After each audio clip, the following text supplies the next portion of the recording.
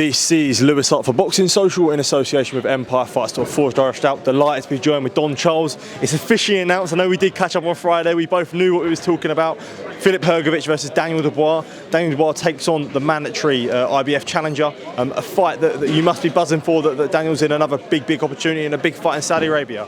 Yeah, most definitely. God is great, the universe is great. To be presented with this great opportunity straight after the fight Daniel had in December, coming off the back of that victory. And then to be presented with this one is a really good position to be in. And obviously, Hrgovic being the IBF mandatory, how massive is this fight for Daniel that, you know, he obviously boxed, obviously not the Miller fight, but the fight before that being at world level and world championship level. Suppose to have the Hrgovic fight and be one off that, it shows how big a fight that is for Daniel for what could come next after that. Yeah, it's a massive fight. Every fight is a massive fight. Had we not been successful in December, we wouldn't be in this position to be able to fight Hrgovic. So every fight is a big fight. This is a very big fight, because what it means for us, win this fight, then who's to say what comes after that? We got a clue, but obviously our focus is mainly on getting a victory over another unbeaten fighter in the name of Hrgovic. I did want to talk about the trailer that was there of obviously Hrgovic being a taxi driver and Dubois as well. A great trailer. I think that surprised everyone. Well, what they're doing with the production of this, you got to take your hat off, and I have many hats to take off.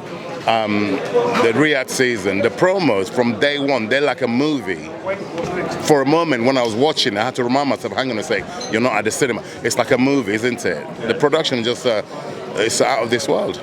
For sure. I did want to mention, highlight one thing that was talked about with Dubois and Hrgovic. Didn't really say many words, but they highlighted a sparring session that they may have had, with the inkling that Hrgovic may have got the better of him in that spar. And what are your thoughts on that? Well, I have heard those rumours, whether they're factual or fictional.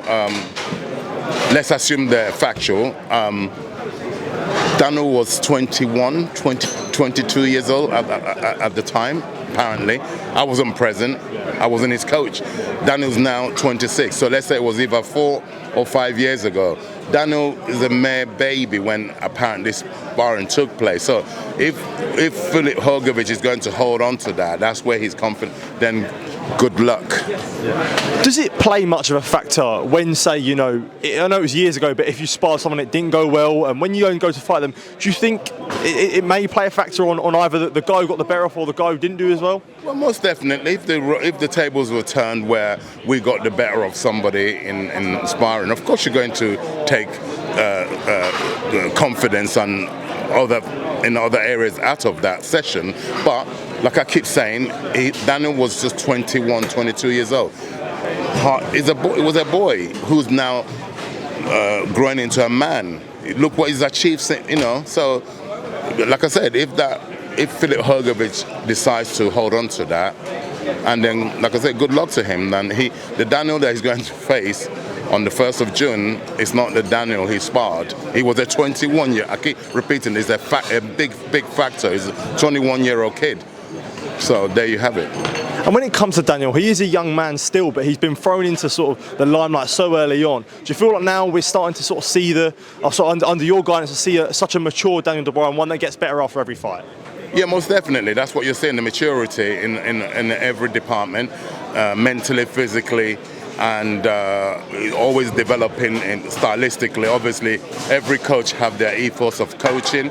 Every coach will have their influence stylistically they want to put on the fighter, and I'm really excited to have, I keep using the word inherited, because this is the first time in my coaching career where a fighter of that level came into my setup, and I've been excited from day one. He walked into my gym, and I'm still buzzing, and the way the fights have been presented to us in 10 months, this will be we've barely been together a year. We're only 10 months into being together, and by the time this fight comes, it'll be exactly a year since myself and Daniel started working together. So that's really good. One thing I did also want to talk to you about, like a final one from me, we did see Deontay Wilder on stage there, delivering almost like a passionate speech about his return to boxing, almost inclining that, you know, the old Wilder's back, that sort of the sinister Wilder that we saw of all those years ago. What did you make of, I suppose, his passionate speech there at the presser? Yeah, but he's always been known in the past too. He's a very passionate man, a very passionate brother. I personally like the guy a lot.